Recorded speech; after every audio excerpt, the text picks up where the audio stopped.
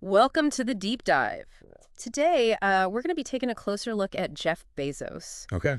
His journey to becoming a business titan. Right. You're interested in entrepreneurship, and you want to kind of, glean some key lessons from Okay. Bezos's career trajectory. And luckily for you, we've got Yeah. some great sources to dissect. Awesome.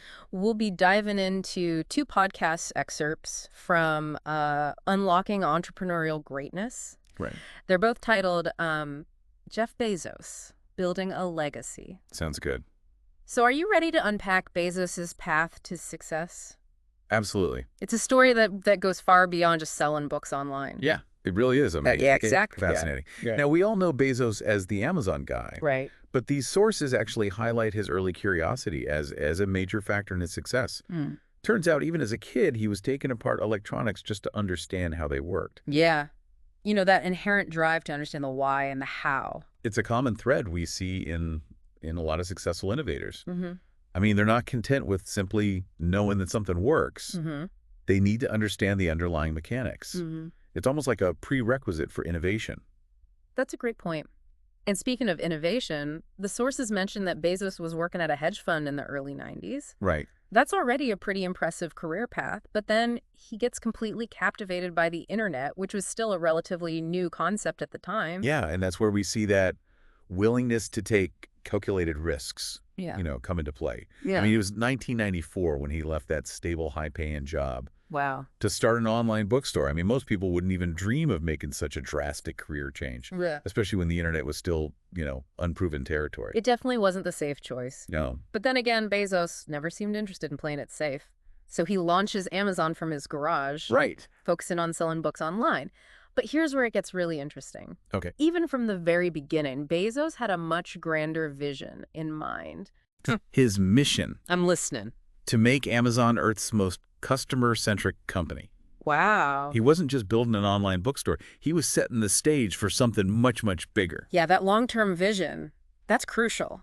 It's a defining characteristic of many successful entrepreneurs. He wasn't just thinking about the immediate future, he was playing the long game. Right. Bezos was already building a company that had the potential to revolutionize the way commerce worked. He was looking years, even decades ahead. And it seems like that forward-thinking approach really paid off. By 1997, Amazon goes public and starts branching out way beyond just books. Now thinking about you, our listener, how can you apply this principle? How can you balance your immediate needs and goals with that long-term vision for your career or your projects? Yeah.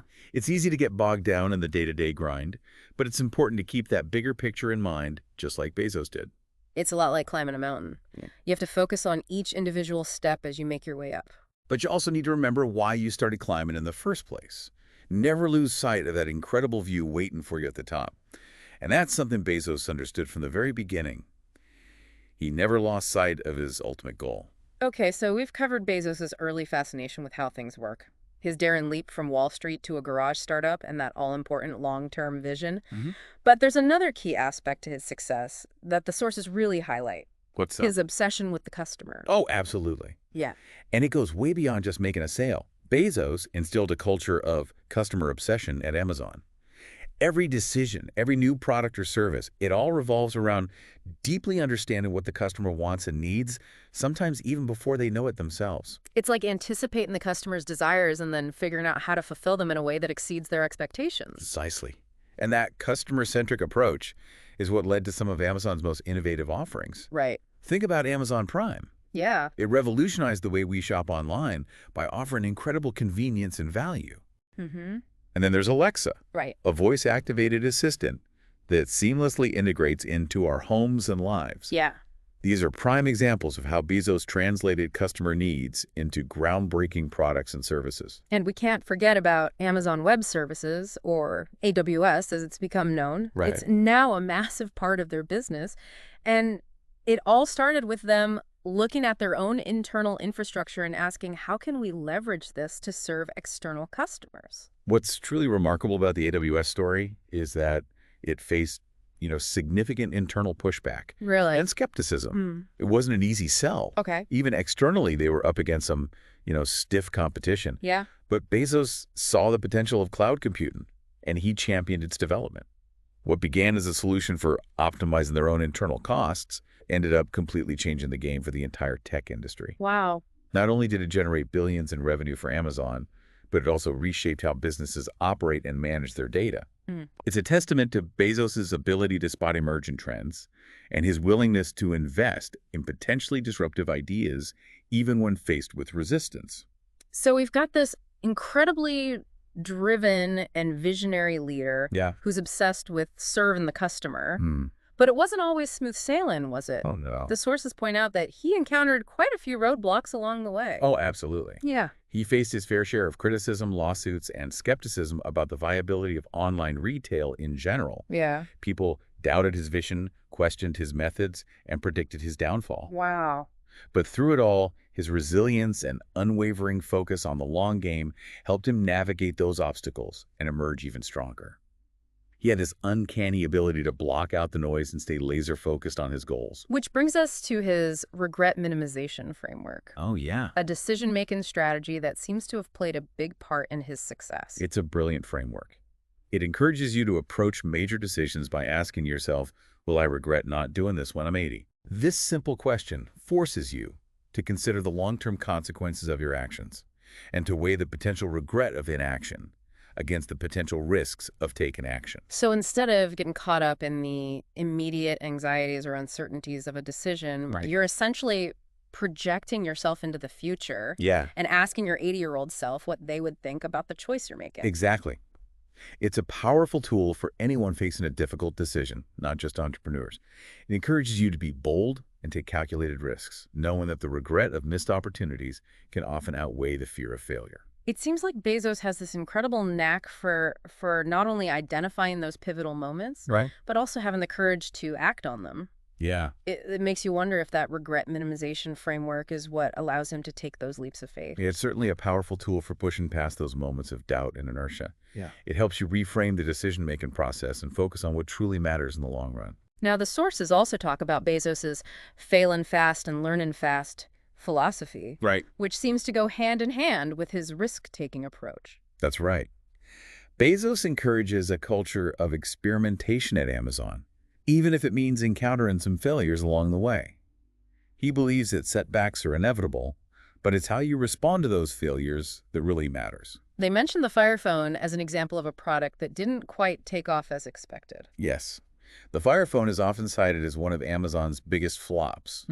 But it's important to remember that even the most successful companies experience setbacks. Right. What sets Amazon apart is their ability to learn from those mistakes and adapt their strategies accordingly. So instead of viewing the Fire Phone as a complete failure, Yeah, they saw it as a valuable learning experience. exactly. It provided them with insights into what works and what doesn't in the highly competitive smartphone market.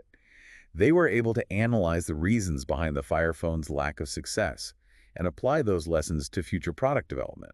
It's interesting to contrast the Fire Phone with something like AWS, which has become this incredible success story. Right. Both involved taking risks and venturing into uncharted territory, Mm-hmm. but one resulted in a major win while the other, well, not so much. What's important to note here is that both ventures stemmed from that same core principle of customer obsession. With AWS, they identified a need in the market for reliable and scalable cloud computing services, and they leveraged their internal expertise to create a product that exceeded customer expectations. And it seems like Bezos' willingness to embrace both success and failure has been a major driving force behind Amazon's growth and evolution. Absolutely. He understands that innovation requires taking risks and that not every experiment will yield positive results. Right.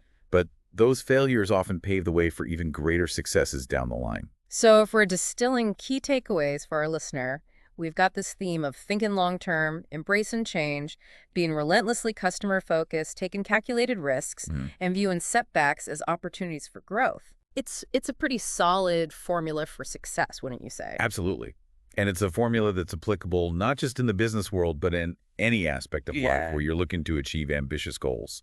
It's about having that unwavering belief in your vision, that resilience to overcome obstacles, and that constant desire to learn and evolve. Now let's shift gears a bit and talk about Amazon's company culture. Okay. The sources touch upon how Bezos fostered an environment that prioritizes innovation and customer satisfaction above all else. Bezos has often said that It's always day one at Amazon, Hmm. meaning they maintain that same sense of urgency, that same hunger for innovation as they did when they were just starting out. So even as they've grown into this massive corporation, they've managed to preserve that startup mentality. Right. They avoid complacency and bureaucracy, which can often stifle creativity and innovation.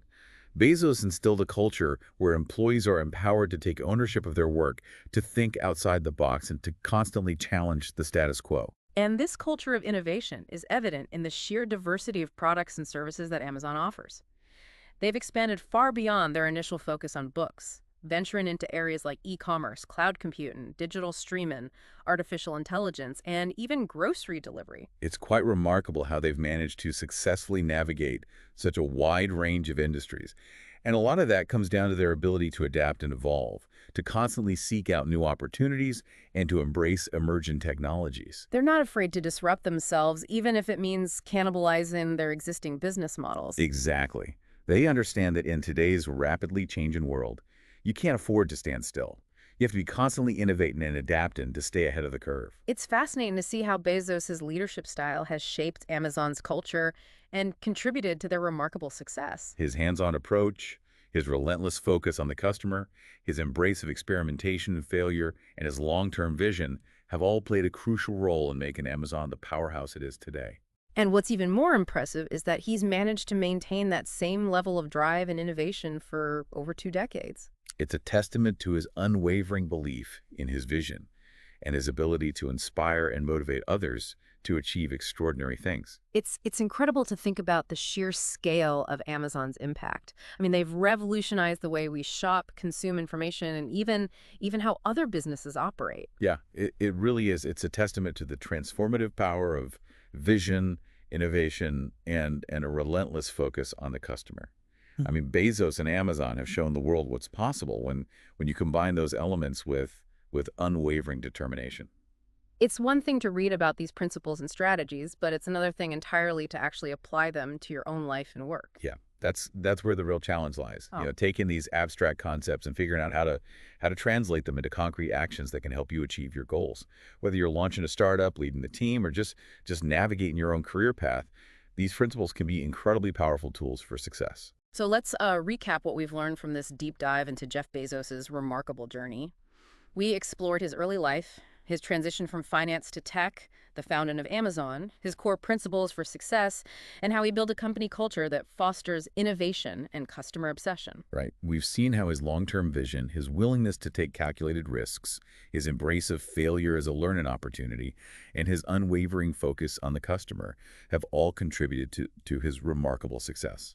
And perhaps most importantly, we discussed his regret minimization framework, a decision-making strategy that encourages you to think long-term and to prioritize actions that align with your ultimate goals. Yeah, it's a powerful tool that can help you overcome fear and inertia, enabling you to make bolder choices and pursue opportunities that you might otherwise shy away from. Now, as we wrap up this deep dive, I want to leave you with one final thought. Remember that regret minimization framework. What if you applied that to your own life and career? What bold move would you make? What opportunity would you seize? What dream would you chase if you knew that your 80-year-old self wouldn't regret the decision? It's something to ponder as you continue on your own journey. Thanks for joining us for the deep dive.